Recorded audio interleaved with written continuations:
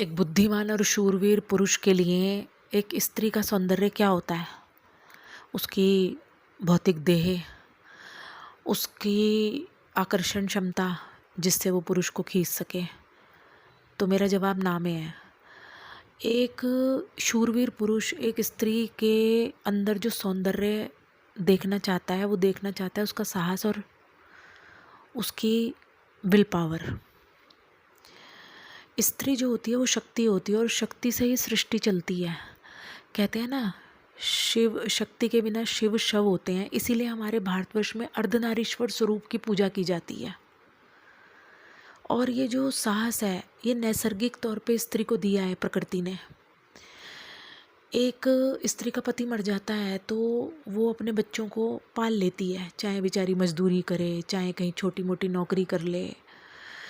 मैंने बहुत कम औरतों को देखा है जो दूसरी शादी करती हैं। आदमी कर लेता है।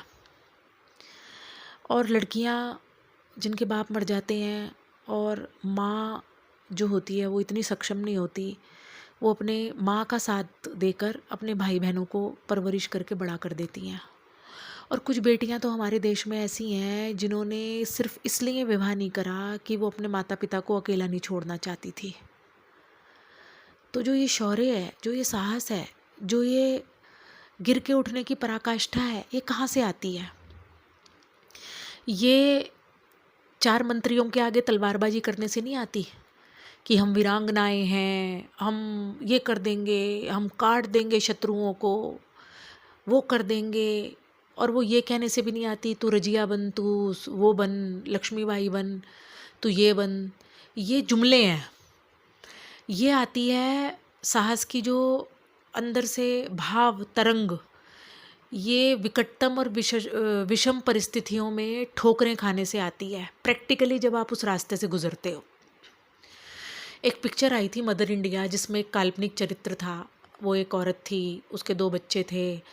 वो उसके बैल खोल के ले जाते हैं ताकतवर लोग गांव के। उसका पति मर जाता है, फिर वो खेत जोतती है।